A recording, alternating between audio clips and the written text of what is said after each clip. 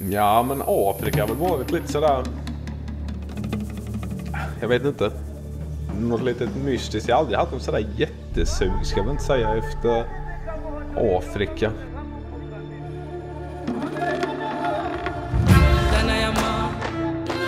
Welcome to Namibia.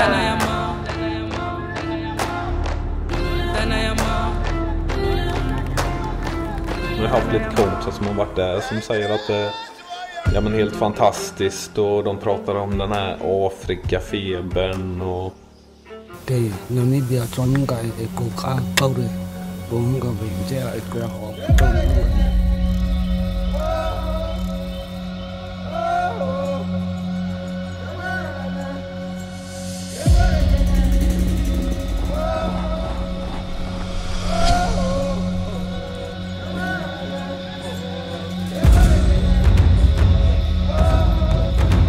Welcome to Namibia.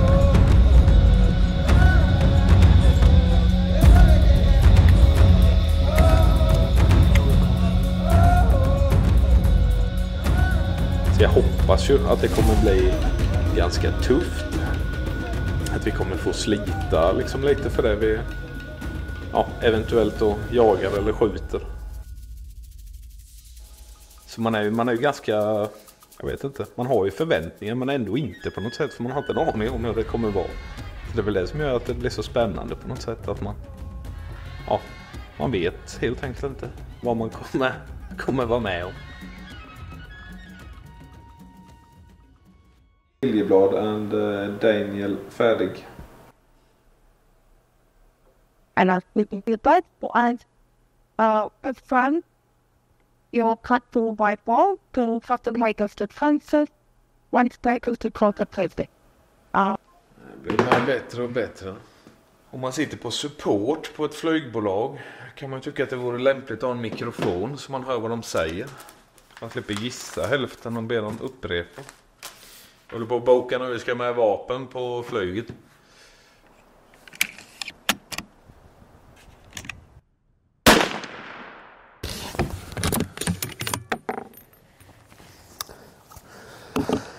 Ja, här sitter vi och skjuter lite. Våran Namibia-resa börjar närma sig. Vi ska kontrollera och skjuta. Dels har vi nytt kikarsikte, optik på. En size-kikare, V8. Och sen ska vi skjuta in med ny ammunition. Kommer skjuta med Blases ammunition. Jag kommer ta med min 8,5-55 Blaser. En kaliber som jag använt en säsong nu.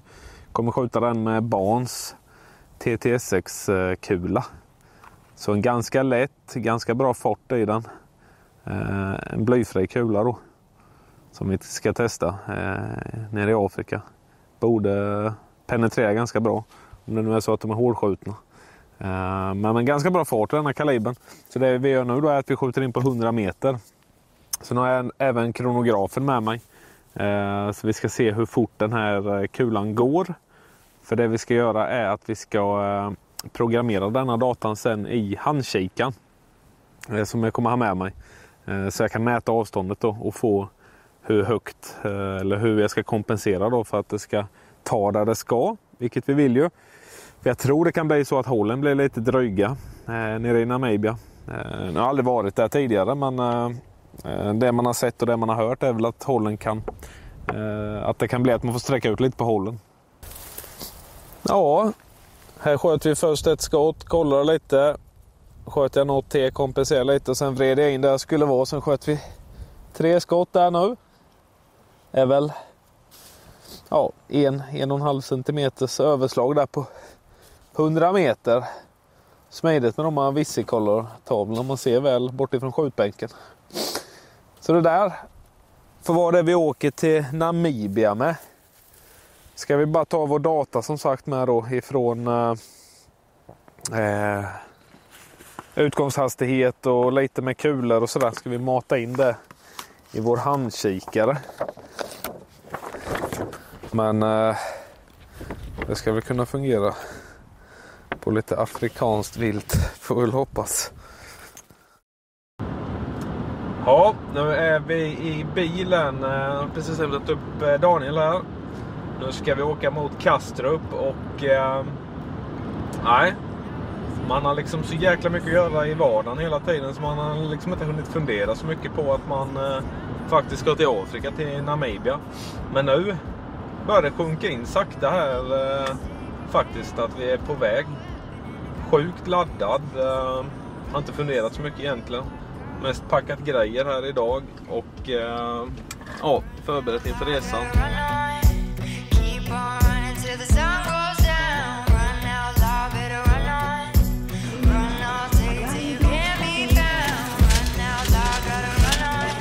Ett långt kvitto.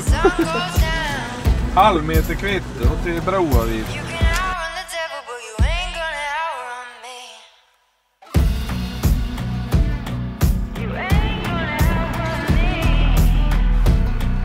Oh.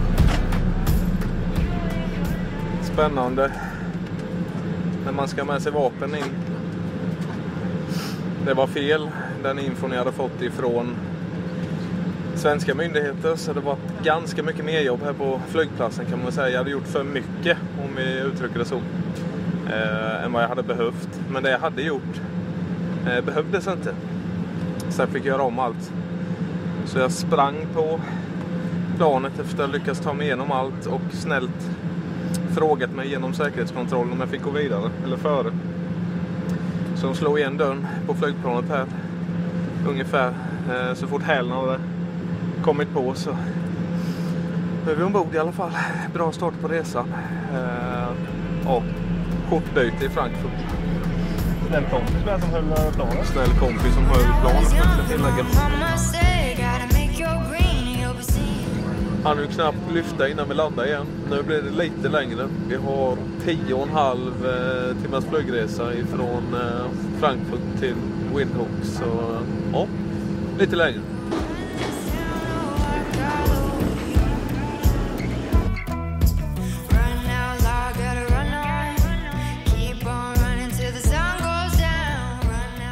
Ja, nu är vi på väg in på planet till Windhoek. Det har varit ganska stressigt här också i Frankfurt, men nu är vi nära och bara kunna sätta oss i sätet och slappna av. Det ska bli riktigt gött.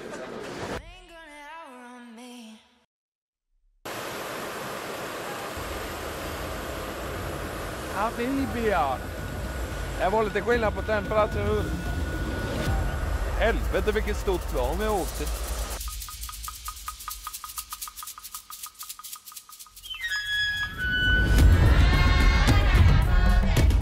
Ja, precis kommit hit. Fått ett glas champagne.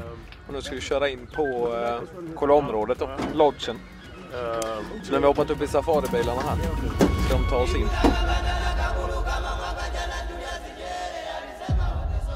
Ja, då ska vi till skjutbanan. Tagit ett upp i poolen.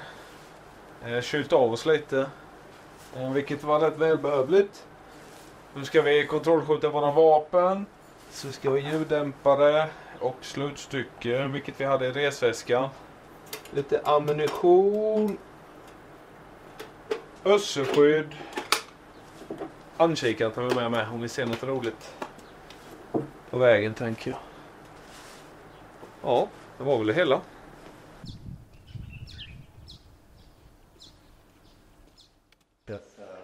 Ja, där har vi han ju. Ja. Vad fan, du sa att den ligger som fan och snackar. Vad väntar ni på? Vi ska åka bullar nu. På vägen, va? Bra det. 3 centimeter överslag ungefär på 100. Så det ska nog kunna bli bra. Går det väl mitt i på 150-170 sådär ungefär. Så det blir bra. Jag åker ju hellre ner och jagar ett djur där jag jagar i 5 dagar och kanske skjuta. Än att bara gå runt och skjuta för skjutandets skull. Så man verkligen får någonting som man åker ner och jobbar lite för. Så kulen är ganska högt på listan. Annars ganska typiskt för Namibia är väl oryx. Så oryx och kudu, det är väl egentligen det som är på högst upp på listan i alla fall. Sen får vi se hur det verkar och ser ut när vi kommer dit. Men det är väl det som är grundtanken i alla fall. Det blir jakt alltså. Fick vi besked på nu. Så nu drar vi ut. första jakten i Namibia. Stannat bilen här. Jag har ute och kört lite. Egentligen inte sett så mycket mer än vi såg 3 giraffer på 700 meter. Vi har sett en sabelantilop och några strutsar på jättelångt håll. Men nu har vi stannat, så nu ska vi börja smyga och gå. Så som vi vill ha det.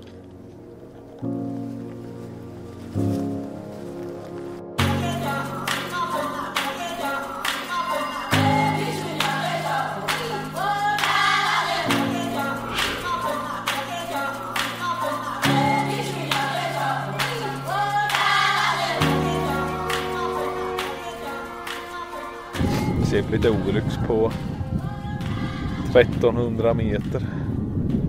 Går nere på en slätt här.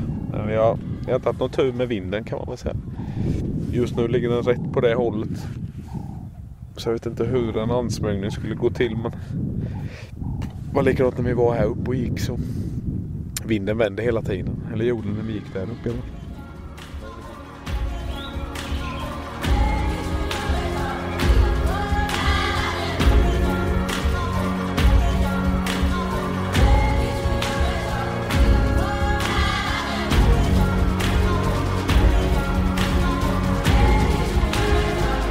Första dagen till ända i Namibia.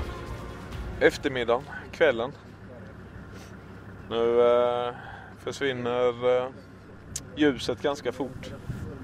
En fin start på första jaktdagen. Smugit omkring. Sett lite oryx på jättelångt håll. Duker. Eland. Ja, det är väl det vi har sett. Men giraff har vi sett med. Men en fin dag. Supertrevligt att gå och prata lite. Man ställer ju 1000 frågor ungefär. Man vill ju veta mer. Aldrig varit här och det är något nytt, så det är någonting man tycker är väldigt roligt. Och våran guide, våran PH är superbra. Så nej, kör vi tillbaka till campen. En helt fantastisk solnedgång.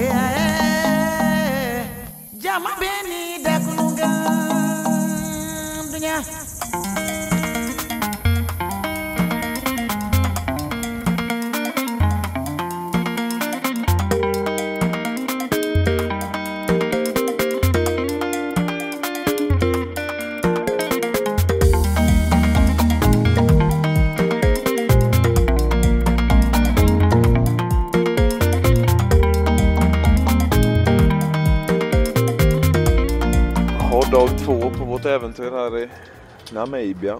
Vi har kört en bit här nu på morgonen. Vi byter område. Så detta är inte mark som de äger själva, utan det är mark som de arrenderar jakten på. Inte så stort område, bara 28 000 hektar. Så jag har lite att åka på idag. Men vi har sett en flock med oryx. Det såg vi ganska tidigt. Vi svängde ut som sprang iväg. Det är väl det vi har sett hittills i alla fall. Och det är väl lite så... Man trodde nog innan man åkte till Namibia att man skulle se mer vilt. Alltså att det skulle vara mer vilt. Men upplevelsen än så länge är i alla fall att det inte är sådär självklart, om man säger så. Att man ser massa vilt. De stannar ofta och tittar på spår, för det är ju sand precis överallt typ. Så fort de ser spår så stannar de och tittar om det är det vi söker, om det är rätt storlek på spåren. Så det är ju jakt på riktigt. Det tycker vi om.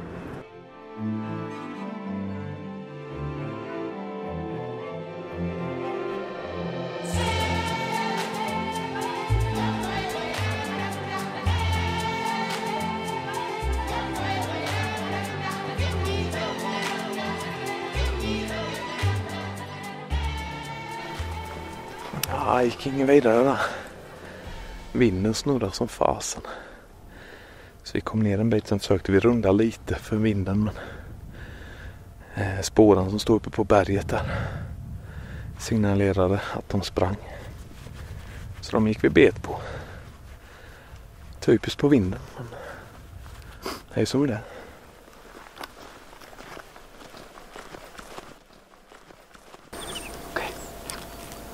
200 meters.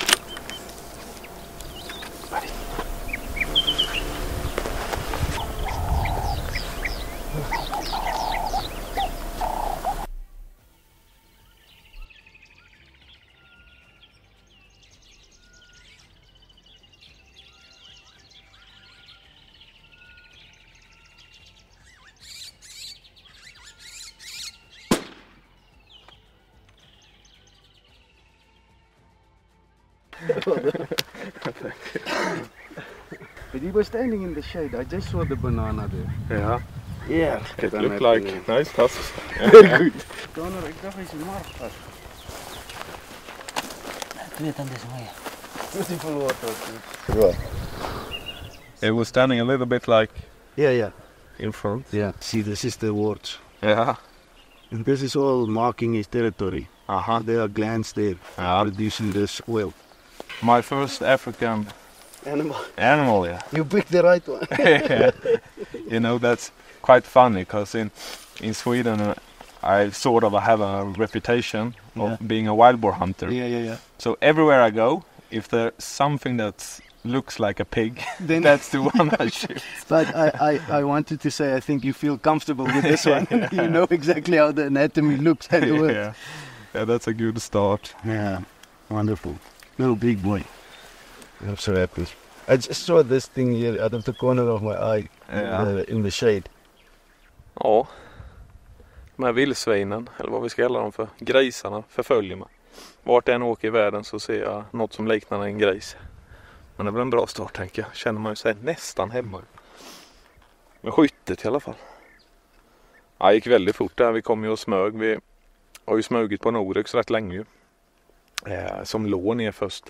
Vi kom in på kanske 80-90 meter. Men låg där nere. Jag tyckte det var för mycket busk, så ställde den sig upp. Men jag tyckte fortfarande det var för mycket grenar och sådär i vägen. Så jag ville inte skjuta.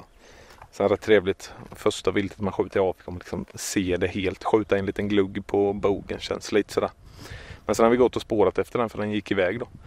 Så vi har gått en rätt bra bit nu efter då, på spåren med spåran. Och sen helt plötsligt bara från ingenstans och knackade Peter till mig att han såg den här då. Som antagligen låg och sov under buskarna. Och sen när han märkte att något var på gång så bara gick han ut några steg. Stod jättefint still där på bra bredsida, så det var bara upp på stödet och ta läget. Första viltet i Afrika. Känns skitbra. Kul. But they're not that big. I thought they were... No, but you are used to a pig that's 300 kilograms. That is, no, our warthog is a teeny weeny against your wild boar. What can it be like? But this is a big boy. 60? Yeah, 60 kilos. But this is as big as they. Wow. This one we saw this morning had maybe a little bit of a bigger body. I never saw the tusks on that one, but he was. Men det börjar bli varmt. Vi har nog, jag vet inte vad vi skulle gissa på, 32 grader nu kanske. Och det känns, och solkräm är man ju duktig att ta på sig sådär ju. Man har ju pigmentet för att bli väldigt brun, va? Eller inte. Så det får vi nog fixa till sen. Så nu väntar vi på bilen. Det är ju ganska öppen terräng här, så de kör nog hela vägen in. Det verkar som.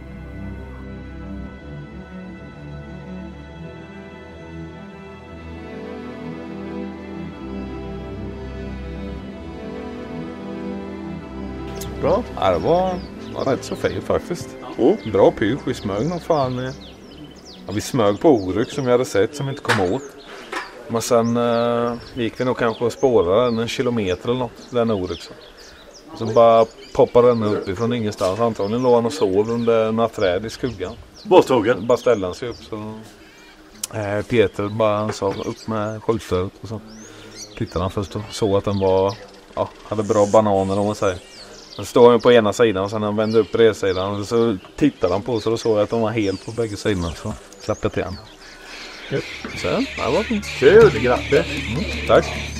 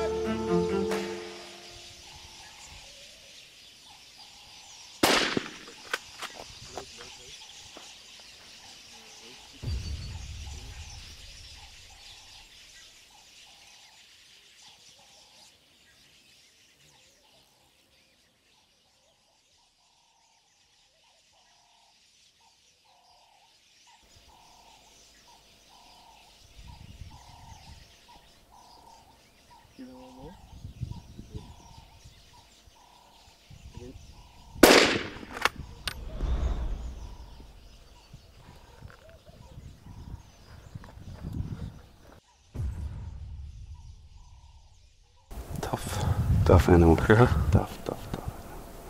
Cool. Do you reload? Yeah. Thank you. It was a good shot, that first one. Yeah. It was two bulls. The one that went to the left, I think is a little bit older, but this one is exactly the same size, if not longer. And it's a good bull. Yeah. It was quite exciting. The wind was turning, It was so I turning was waiting for them to. There was a oryx cow walking past us here. Okay. These guys know it. Oh. Yes.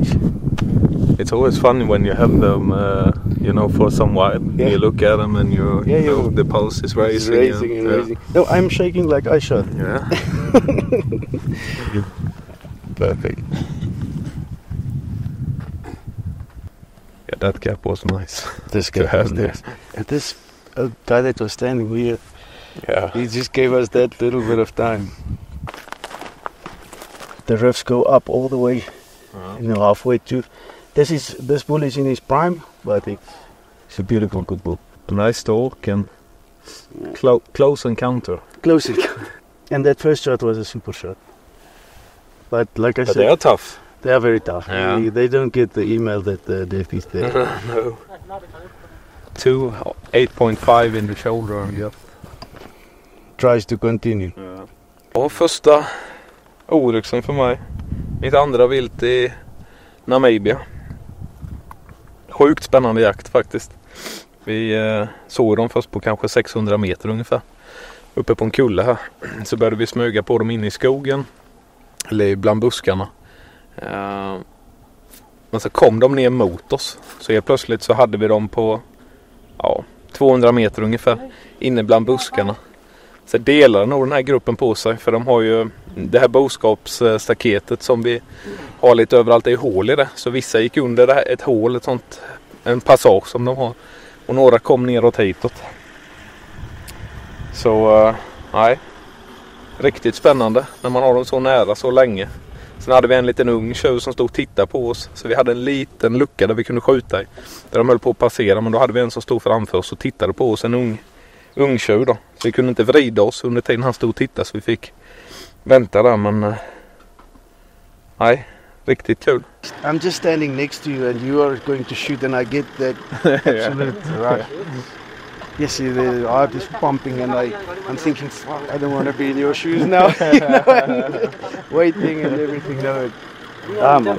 It was really good. Yeah, I'm happy. Precis till Peter som är vår P8 för det.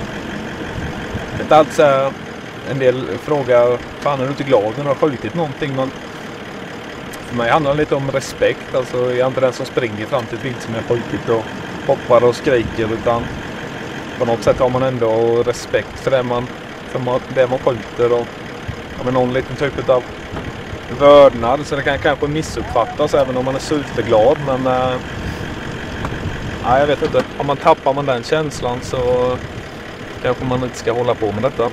För mig är det väldigt viktigt i alla fall. Och det är andra vilt jag skjuter i Afrika, så det är något helt nytt, så det är mycket intryck och ta in och sådär. Så superglad, superbra jakt.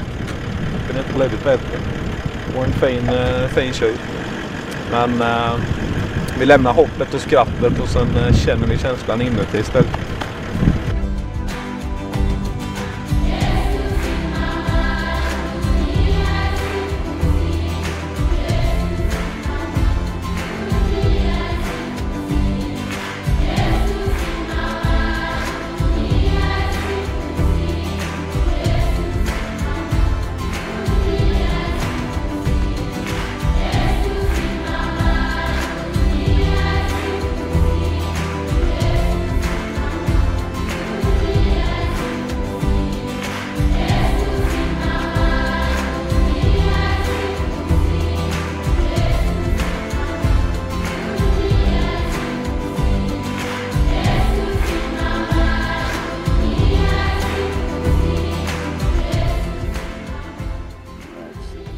$20, 200 plus 20 is 220, and gold on the Oryx is 208 points. And so this one is basically 12 points over. All right, so now the rest of the paperwork I'm going to do inside, just fill in. So what we do is these horns, when it's in the water, the horns come off of the skull. So now we write one tag for one horn, one tag for another horn, and one tag for the skull, and one tag for the skin. Okay. And all of these tags have got all of the information that you that you have of yours. So that is our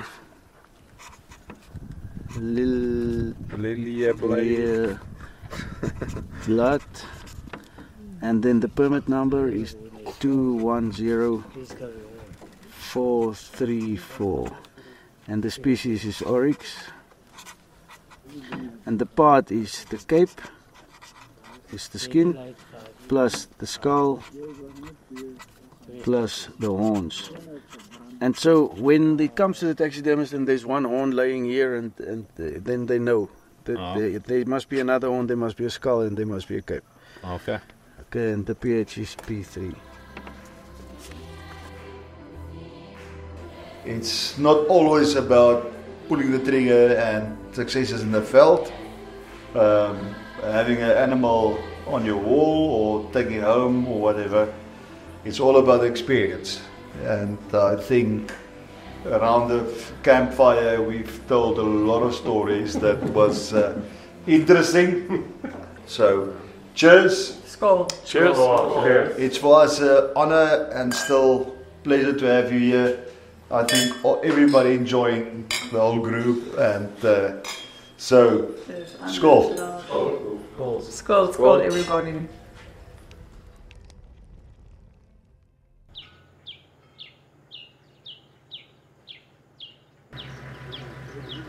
God morgon, tredje dagen i Namibia.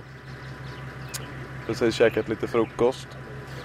Den dagliga gröten ligger i magen och jäser och vi är på väg ut. Ser ut att bli en fin dag.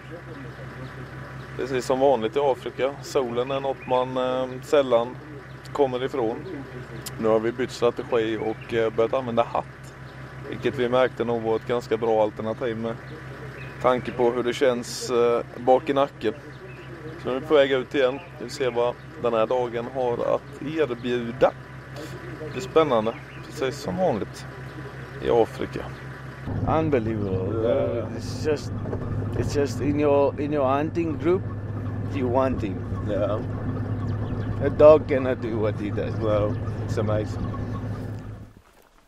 Very close together.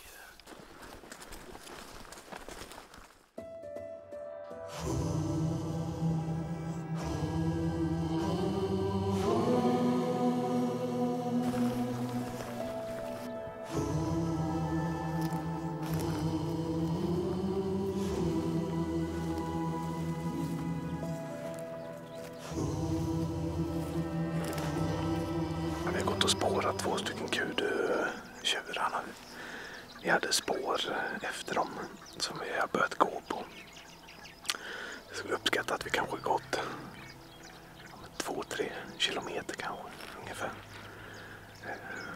Och faktum är att vi spårar inte. han är helt jäkla fenomenal alltså. Bland det värsta jag har varit med om. Han ser bra. Och ja, grejen är att det är ju sand precis överallt. Även om man är inne bland gräs och buskar så har man ändå den här sanden. Och han bara går och man ser liksom på något sätt att han liksom spelar upp det för sig själv. Han går lite och gestikulerar med händerna och ja, mycket känsla där kan man säga. Men helt jäkla grym alltså. Riktigt häftigt att se. Men vi stötte ju de här nu inne. Så de hoppade iväg. Så nu sätter vi oss ner. Tar det lugnt i en stund då. Sen ska vi fortsätta spåra sen. Men en av dem ser riktigt bra ut. Som vi såg nu när de hoppade iväg. Och syns på spåren också. Så ja, vi får se. Like this, it just a little bit, but it's not a cobra, it's a mamba. Yeah. And yeah, horrible animal. Nice that he's dead. Yes.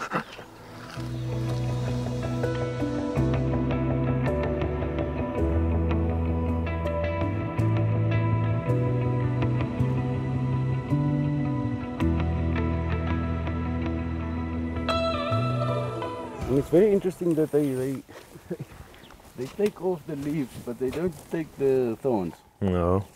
They take the tongue and then they grab it around here and just pull off the leaves slowly. And me and you had to do it. Vi står och pratar här om buskarna. Han berättar om de här buskarna känner av. Kuren betar vi gärna på dem. Och busken känner av när den blir betad. Så då skickar den ut som ett gift kan man säga. I busken. Och sen skickar den busken signalen vidare till buskar runt omkring. Så de också gör det. Som ett sätt att skydda sig. Och har man en för hög population utav kudu.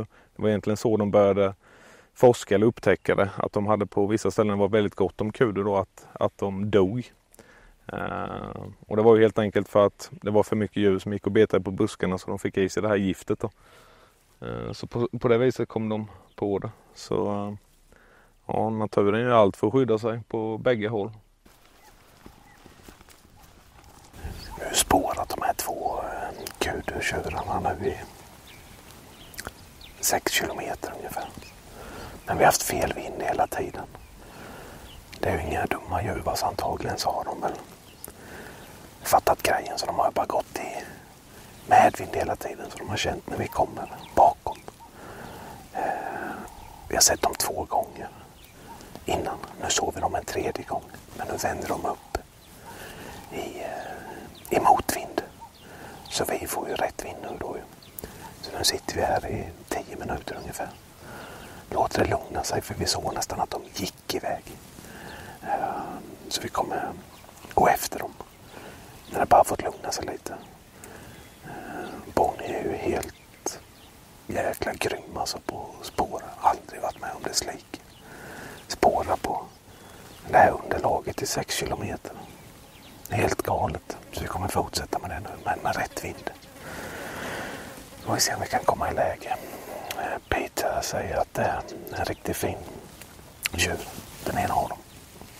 Så ja, vi får se.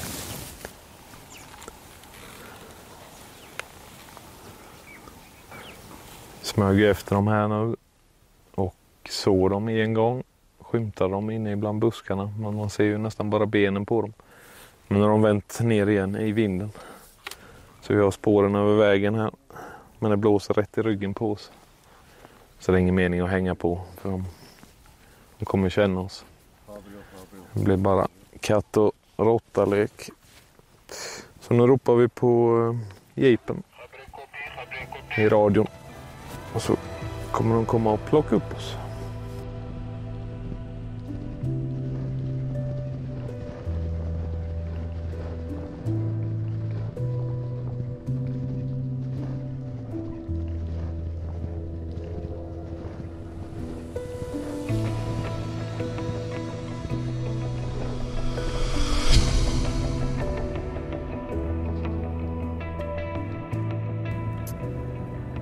Ja, då var vi på väg ut igen. Eftermiddagsjakten. Klockan är 4 ungefär. Det är varmt. Vi hade ju lite tur på förmiddagen och hade lite molnigt. Så det gjorde en hel del på temperaturen, så det var riktigt behagligt att vara ute idag på förmiddagen. Men nu är det rätt varmt igen. Solen gassar och det är nästan till klarblå himmel. Men nu ska vi ut och sen ska vi kolla efter kudu. Jag vet inte om vi kommer fortsätta på det stället där vi var i förmiddags och höll på med de där 2, eller om vi tar något nytt ställe. Det vet jag faktiskt inte. Skrämde vi en kudtjur som låg inne i buskarna. Det är därför vi är inne nu och smyger, för att det är så varmt fortfarande. Så djuren söker sig gärna till busk och skugg.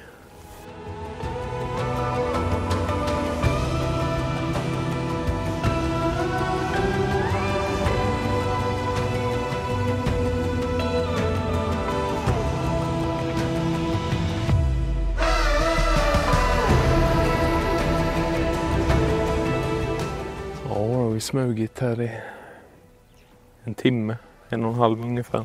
Började med att vi smög efter impala. Och sen träffade vi på en grupp med kudu. Återigen så var det vår kära spårare som upptäckte först en. Och den tittade de på. Jag såg inte ens den i kikaren. Så ja, hur de kan se så bra är för mig en gåta, men det gjorde han i alla fall.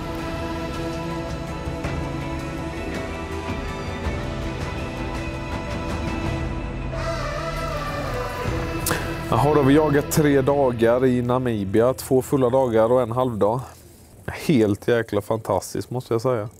Den här Afrikafebern som folk pratar om kan man nog nästan känna lite på nu. Och så imorgon då är ju planen att vi ska försöka oss på en giraff. Här nere så ser man giraffen precis som allt annat vilt. De har väldigt gott om giraff här i detta området. Och ja, de gör ingen skillnad på det och något annat vilt som behövs jagas för att hålla populationerna i lagom nivåer, om man säger. Så det ska vi försöka med imorgon. Så vi kommer nog höra lite med de andra som har varit ute och jagat i eftermiddag. Om de har sett någonting och vad de har sett. För de är ju precis som allt annat vilt supernoga med att det ska vara rätt djur som skjuts. Haner då, eller vad vi ska kalla det.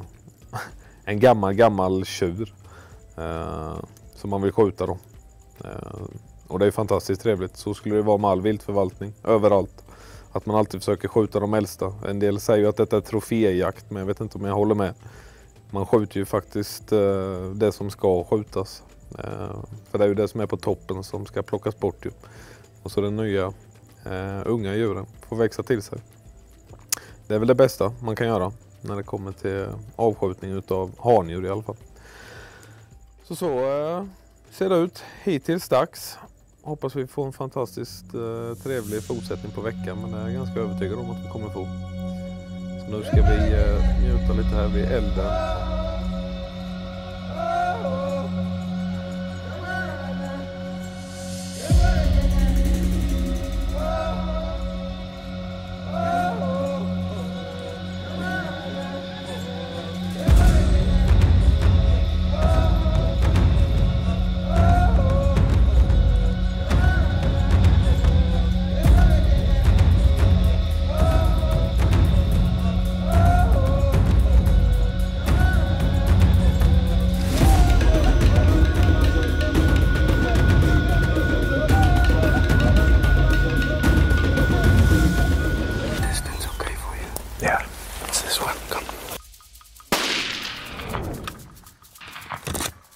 Like a good shot. Look like a good shot is on the left now. Yeah. You can put one bullet. Down behind, it's okay.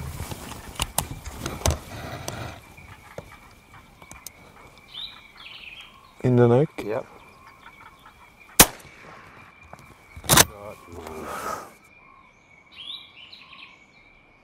Ja, då har vi skjutit en giraff. Tjur. Peter säger att den är en äldre. ser man på färgen, de är mycket mörkare, de stora tjurarna, eller äldre tjurarna. Men ja, det känns ju nästan overkligt på något sätt att skjuta en giraff. De är så jäkla stora. Men vi hade ju perfekta förhållanden. Vi hade solen i ryggen. Och det är svårt för en giraff att göra så här. Och sen hade vi vinden bra. Så vi kom in på 200 meter ungefär. Så en ganska snabb jakt ska jag väl säga. Men effektiv. Men nej, som sagt var, giraff. Man kan tycka vad man vill, men här förvaltar man dem som sagt var som vilket vilt som helst. Och försöker då skjuta äldre tjurar. Om man skjuter giraff. Så nej, jäkla häftig upplevelse. Sen är ju inte, jag menar en giraff är ju inte på samma sätt som en, om vi tar en kudu eller någonting. De är inte vana vid att vara jagade på samma sätt. Som kanske övrigt vilt här i Afrika. Ofta så åker folk runt i bilar och tittar på dem. Men något som vi har märkt är ju att när man åker bil så är de ganska, bryr de sig inte så mycket. Men så fort man är på backen så är det något helt annat. Då vet de vad det är som är på gång. Så vill man liksom ta in detta lite och smälta. Kommer bilen, de har ju walkie-talkie så de pratar med varandra. Så de är ganska snabba fram med bilarna, men det har ju med köttet att göra. För de är väldigt så att de vill ta hand om det fort. Och då har han sagt till mig innan att om jag kan och har läge så sätter ett skott i nacken också. Bara för att få ner den så fort som möjligt. Så det gjorde vi och då bara slog den ihop. Så ja, en liten pluttig människa på namibiska släkten som precis har skjutit en giraff.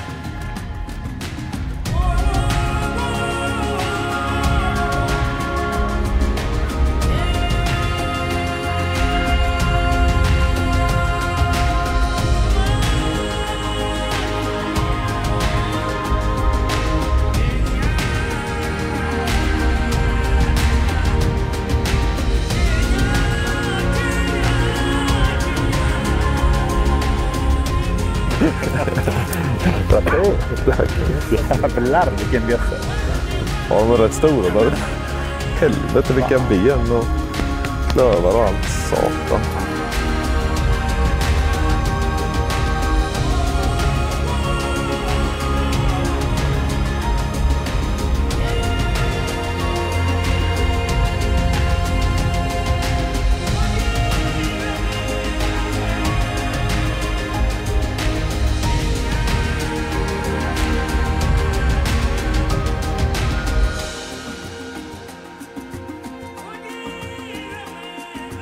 Nu har vi varit 3 dagar i Kalakwa som är ena lodgen här hos Aru och nu ska vi åka vidare till lodgen som heter Veronica. Jag är väl egentligen på jakt efter springbock. Det är väl det vi tittar efter just nu i alla fall. Eller gjorde i eftermiddag. Men vi hade några som vi såg på långt avstånd som var för unga. Som inte var mogna för att skjutas. Men det är väldigt stor skillnad på terrängen här. Mycket öppnare än vad det var på Kalakwa. Så det är svårare skulle jag säga. De ser ju helt grymt bra, springbocken. Vi hade ju några vi smög på som drog iväg när vi var 400 meter ifrån. Så det är inte lätt här kan jag säga. Och det har inte mycket att gömma det bakom. Så nej, kul med lite annan terräng och lite andra typer av marker. Så nu ska vi snacka ihop oss lite med de andra, se hur deras jakt har varit i eftermiddag och sen ska vi faktiskt åka till en restaurang som inte är här på lodgen då, utan vi ska åka iväg en bit till ett ställe och käka. Så det blir trevligt. Så en snabbdusch och på med lite rena kläder så drar vi till restaurangen. Well, I saw you setting the mood like a light in the smoky room, dancing to the blues like a disco groove, catching every eye. When I saw you looking at me with a smile like you wanted me, and saying, boy, come on, well, our break be gone, I just had to try. Right then. You just move, baby. Move any way you need. How do you do it? The right hand again. De vill ha mig. De vill ha mig.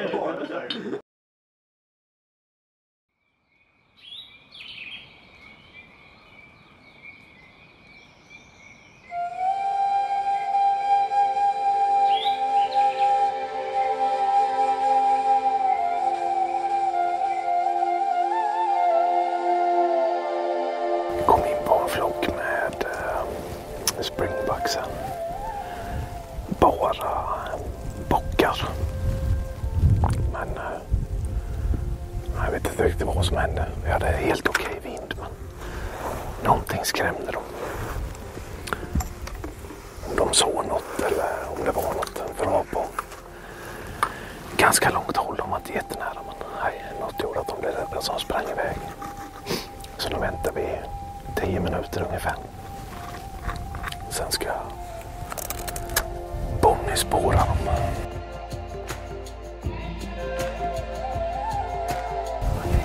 Vi smyger på den här gruppen, men ganska många djur i den.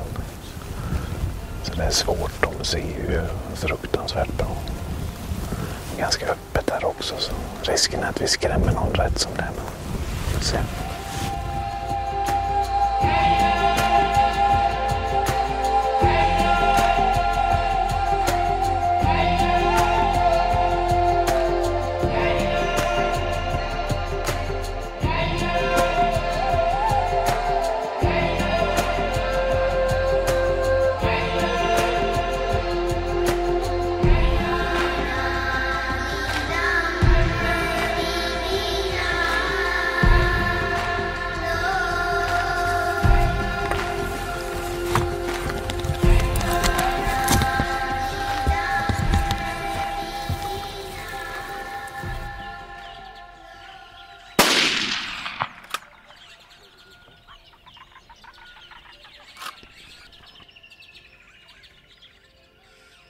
He's got his nose in the ground now, but finally. Ja, det gick fort. Vi har ju smugit en stund här nu på en grupp springboks. Och vi har nog stått i en halvtimme. Vi hade en liten grupp med handjur som låg i, eller stod åt först i lite buskage när vi kom och smög. Och sen hade vi 2 små yngre bockar som stod och glodde på oss.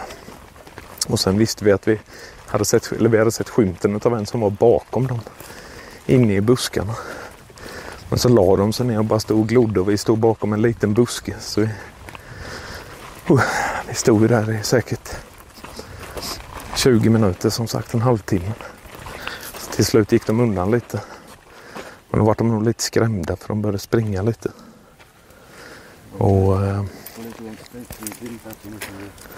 Och då såg vi att den här stora sprang ut därifrån, sen ut på det öppna, så vi fick ett läge sista sekunden. Men ja.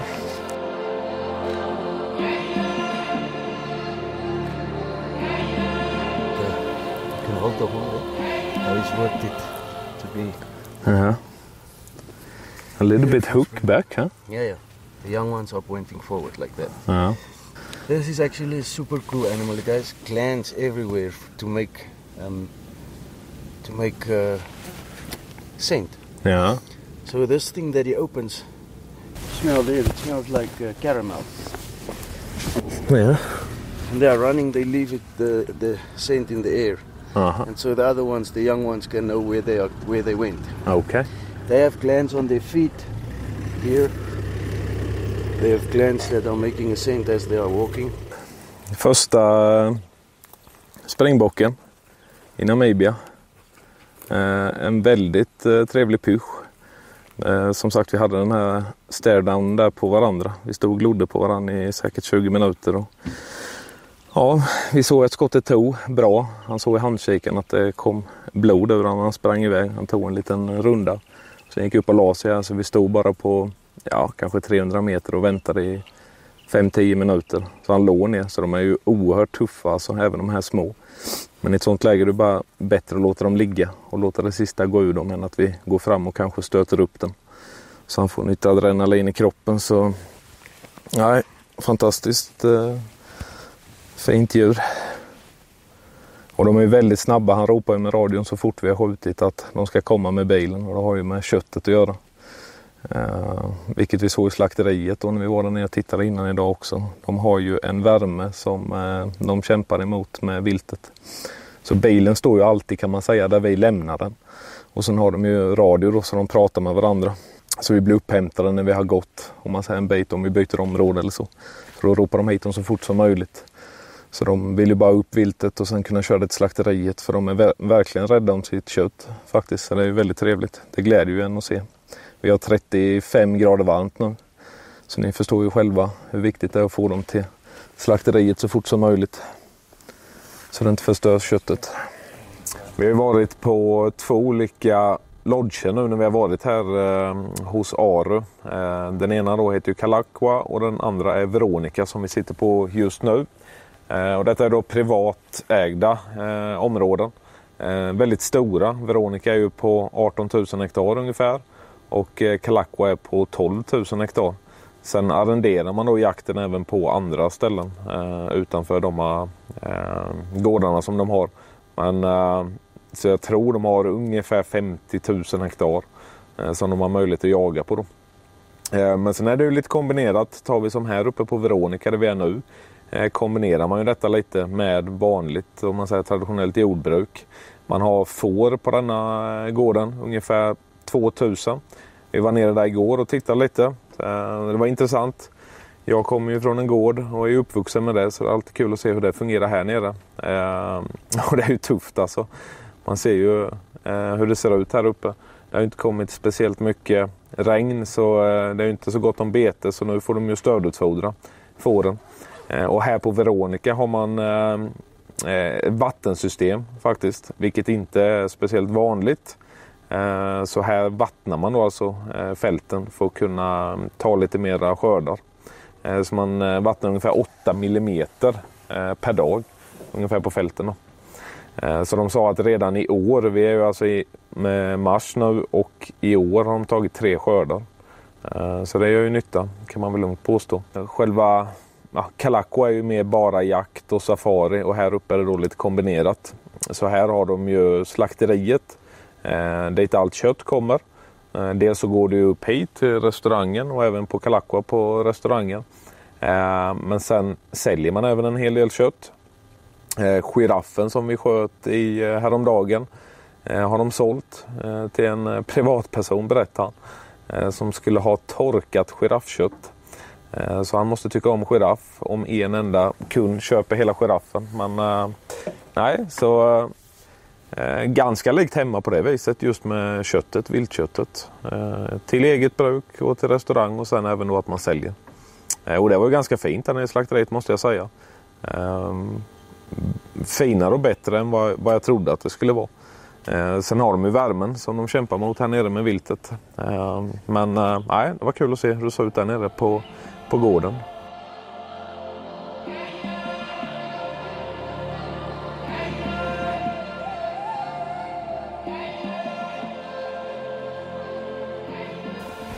Och nu har vi flyttat oss en bit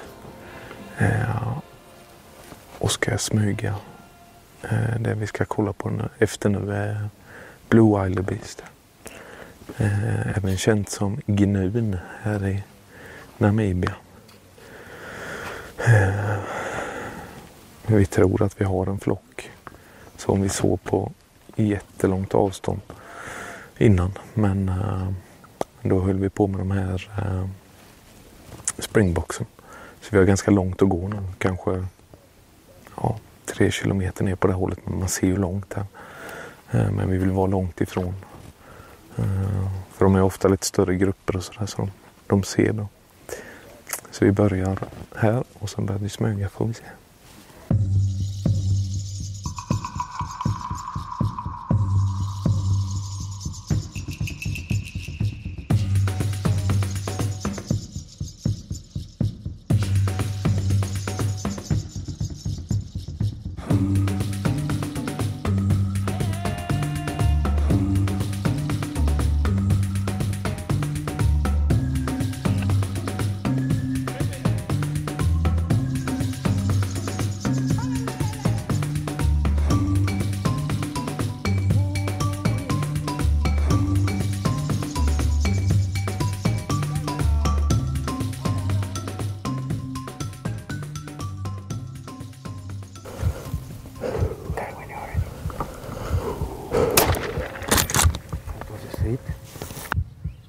Okay.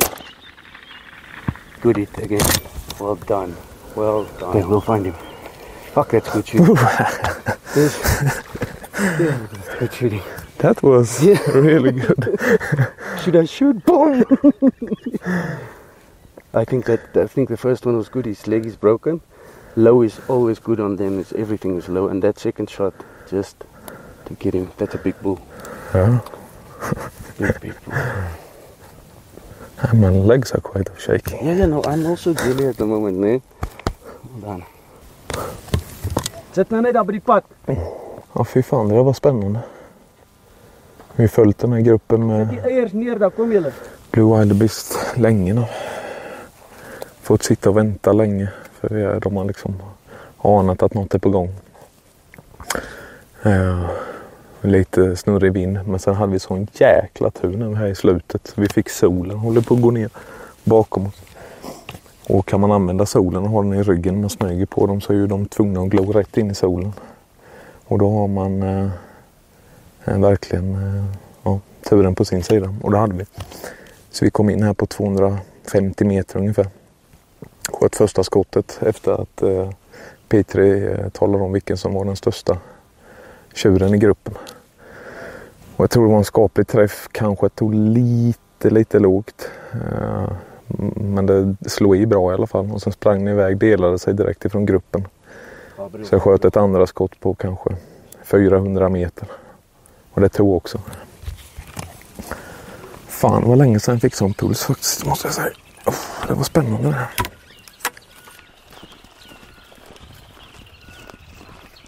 Nu är vi på väg fram. Men känns det väldigt skönt att ha spårarna med sig.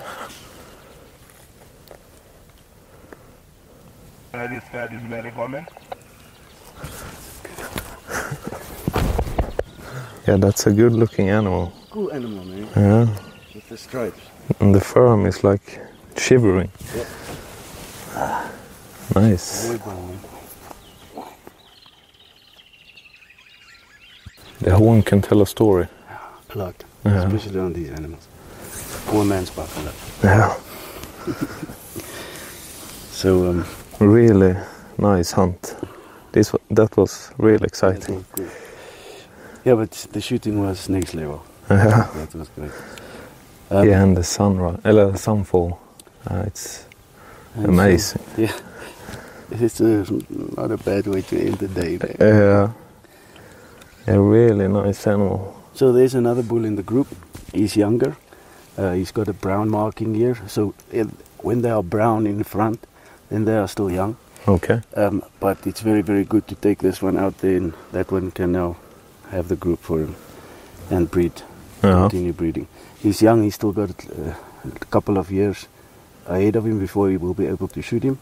This one is an old guy. So the white V here in the... That is very uncommon. It's like going grey. Like people, we go bald and other people go grey. Yeah. He went grey. It's not a genetic thing. It's nothing. It's just old age. Okay. But so how old do you think this guy is? 15. 15? Yeah. Okay, so they get that old. Yep. Alrighty. Okay, let's put him up.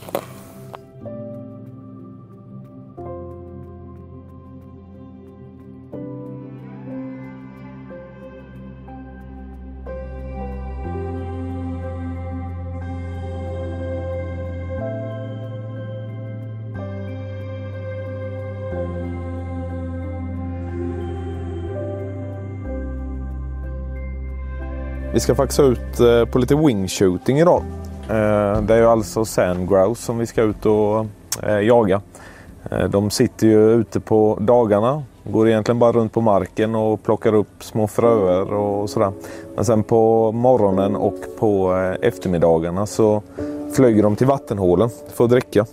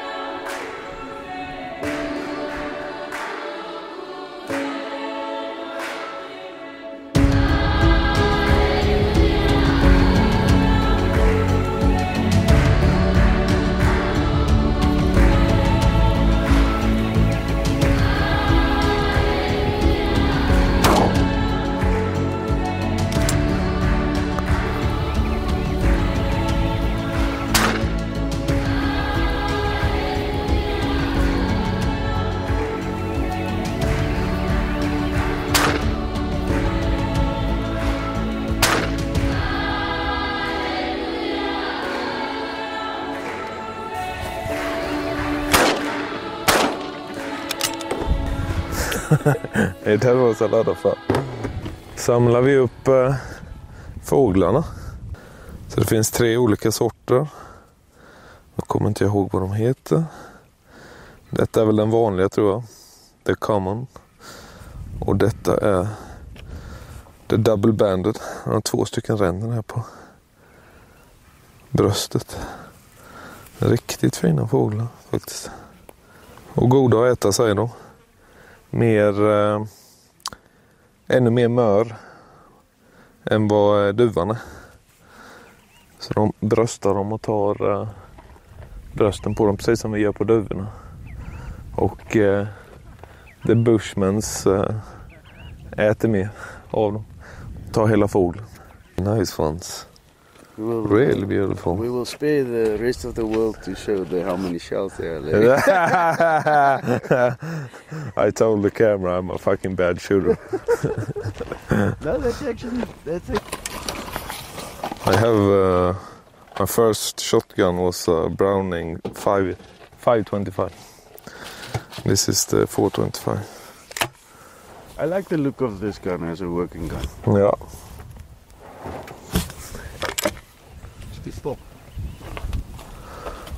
Fin morgon. Lite fågeljakt. Det är inte vad man tänker direkt, men fantastiskt trevligt och bra. Mycket fågel. Och fina fåglar. Ja, riktigt fin start på dagen. Nu kommer de här. Vi står ju vid ett vattenhål så de kommer hit för att dricka. Det här är riktigt skoj.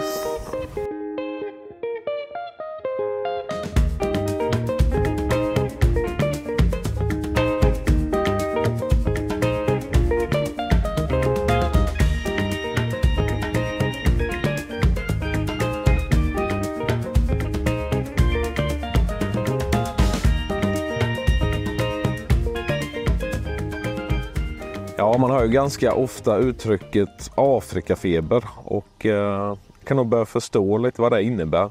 Man har väl känt och tänkt lite innan att ja, vad är det som är så speciellt, men i jakten är ju en grej, men det är ju allt annat runt omkring som jag tror gör att man får den här Afrikafebern. För jag tror nog alla som har varit med på den här resan, vi är väl i alla fall 2 som aldrig har varit i Afrika innan, eller i Namibia. Och vi har nog fått känna på den här Afrikafebern. Den stjärnhimlen som de har här nere till exempel på kvällarna och nätterna är ju, ja, man skulle kunna sitta i 3-4 timmar och bara titta rätt upp i himlen. Helt grymt. Och sen alla ljud med djuren och fåglar och allt som vi inte har där hemma skapar liksom den här helheten som ja, är nog svårt att hitta någon annanstans. Så jag tror vi vet vad Afrikafeber är. Så jag tror absolut inte att det är sista gången som jag kommer åka ner till Namibia. Jag tror de andra också kommer åka tillbaka, även om de har varit här innan. Så det kan jag verkligen rekommendera. Och Aru är ju ett fantastiskt fint ställe. De tar verkligen hand om en och hittar på roliga grejer och gör det där lilla extra som någon sa. Så nej, fantastiskt trevligt ställe som jag verkligen kan rekommendera. Sports weapon. Is that what you say? Var är pilsnern då? Har han den där inne eller?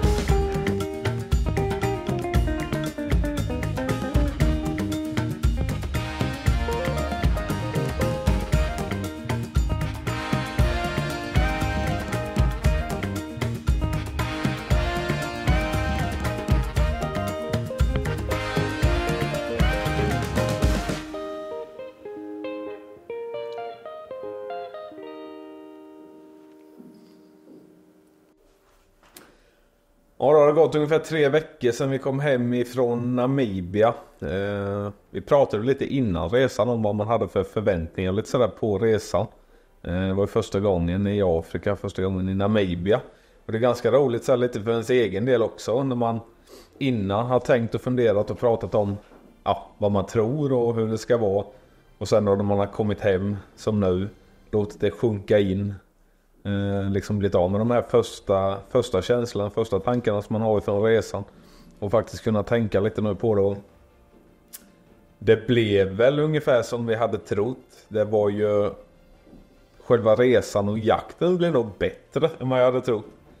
Ska jag nog villigt erkänna. Det var, som sagt, jag har sagt det 100 gånger förut i filmen, men den här Afrikafebern, den kom ju till en, den sökte ju en alltså. Det var ju, men allt runt omkring jakten, alltså stjärnhimlen, soluppgångarna, solnedgångarna, ni vet så alla ljud, fåglarna, de här intrycken som det skapar, bara knyter ihop det till något helt fantastiskt. Vi reste ju då i mars och det är ju ingen speciellt rolig månad att vara hemma här i Sverige. Man har haft vintern och ganska tråkigt väder, så alltihopa gör ju det helt fantastiskt trevligt på något sätt. Sen pratade vi ju lite om vad man hade för förväntningar, att man gärna ville liksom slita lite för det, för jakten, och det gör man väl kanske inte sådär jättemycket, det ska jag nog inte kunna påstå egentligen, utan man jagar på det sättet att man åker ut med bilen, åker ganska mycket och tittar, och sen är det ju egentligen när man ser något eller har sett något eller anar något, eller man åker till ett område, så ställer man bilen och sen går man därifrån, och där kan ju bli långa promenader, men det är ju ganska flackt där vi har jagat, så det jobbigaste var ju egentligen värmen, rent så här, fysiskt krävande var det väl inte, ska man väl inte påstå, men en jäkla god mix där på något sätt. Man går ett par, 3, ibland 4 timmar och sen åker man en runda i bilen liksom, så den mixen där var rätt trevlig faktiskt. Man sitter och pratar uppe på bilen, det är socialt, och pratar mycket med Pedri som var våran guide, och man ställer hur mycket frågor som helst om Namibia och viltet och befolkningen och jordbruket och allt liksom. Så det var väldigt socialt och trevligt de stunderna man hade på bilen. När man går och jagar pratar man naturligtvis inte lika mycket då. Så den mixen var bra, men fysiskt ansträngande, inte så jättemycket. Det var väl värmen då i sådana fall. Sen hade vi ju, när vi åkte ner, det var ju ganska struligt på flygplatsen alltså. Fick ju en lite smärre chock där. Jag hade ju forskat i detta innan. Dels då så ringde jag och pratade med flygbolagen om att vi skulle flyga med vapen. Det var ju första felet när vi kom ner, för då hade de bokat att jag hade vapen ifrån Köpenhamn till Frankfurt. Ifrån Frankfurt till Windhoek så hade de ju bokat att Daniel då, min kameraman, att han hade vapen därifrån. Vilket jag inte fattar hur de hade fått ihop. Men det kanske hade med den här dåliga telefonisten att göra, som knappt man hörde vad den sa. Men där i alla fall var ju första problemet, så det fick vi ändra när vi kom ner, ringa och fram och tillbaka, så där gick ju tiden. Sen var det bort till vapenkontrollen. Då har jag alltså forskat och läst på så gott jag kunde innan, pratat med både Tullverket och polisen hur jag skulle göra med mina vapen då när man reser utanför EU-land. Och fick ju där till mig att jag skulle ner till Tullverket och göra ett sånt här exportdokument då på vapnen. Så jag åkte ju ner dit, och det är bara vissa ställen som gör detta med vapen. Åkte ner dit, tog med mig vapen, papper, alltihopa. Och typ 4 sidor man fick fylla i. Och sen då när jag kommer till vapentillsyns området, eller vad vi ska kalla, de som kollar vapna nere i Kastrup på flygplatsen, så bara frågar de vad det här är. Ja, det var ju detta jag skulle fylla i, har jag fått till mig, det har jag läst på. Nej, detta kommer ju göra det hur svårt som helst för dig sen när du ska tillbaka, och det här med exporten, utan så som jag fattar då, och som de sa, så var ju det pappret, då skulle jag ju mer eller mindre aldrig komma tillbaka med vapnen. Det var ungefär på den nivån. Så då fick jag bort till tullen på flygplatsen och fylla i ett sån här vanlig vapendeklaration då hos dem. Och sen tillbaka till polisen eller de som tittar vapnen på flygplatsen. Så det vart ju total kaos. Fick springa allt vad jag orkade. Daniel då, fotografen, fick hålla flyget. Så jag var absolut sista man. Och de var inte så superglada kan jag säga när jag kom och hoppade på flyget. Men vi kom ju med i alla fall. Och jag vet faktiskt inte vad man ska säga.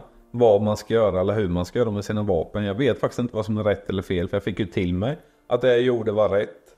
Och på flygplatsen så var det fel. Så det är min egen erfarenhet av hur det blev och hur vi gjorde då. Men så egentligen hade jag nog inte behövt, så som det blev så hade jag inte behövt göra någonting innan. Utan det hade räckt att göra det på flygplatsen när jag kom dit. Sen om det är rätt eller fel, det vet jag inte. Men det funkade och det var så de sa på flygplatsen att jag skulle göra. Så utöver oryxen då så sköt vi ju springbock, vårtsvin, blue wildebeest och giraff. Giraffen var väl egentligen anledningen till att jag ville jaga giraff var väl på något sätt att när du åker där i Namibia eller går vilket som och du ser de här girafferna så är ju det på något sätt, det är ju så långt ifrån svenskt vilt man kan komma. Och det var väl det lite som tände liksom att man ville jaga giraff var väl just för det att antiloper och sådär är ju ändå ganska likt vårt hjortvilt på något sätt, men en giraff är ju något utöver det vanliga på något sätt. Det är ju finns inget som är i närheten av det här hemma. Så det var väl det som gjorde att man tyckte det var intressant och roligt att jaga dem. Och som jag sagt innan då så där i Namibia gör man ingen skillnad på dem och något annat vilt. De ska jagas och bör jagas för att hålla populationerna i schack. Och det var ju en jäkla fin skulle jag säga upplevelse. En häftig upplevelse. Man pratar ju om, eller jag pratar om att man liksom har vördnad om man skjuter en björn eller något annat eller allt vilt egentligen. Här blev väl en extra dimension på det kan man väl säga.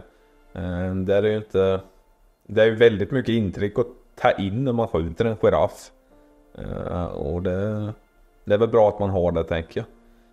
Någonting ska man ju känna oavsett om man skjuter något.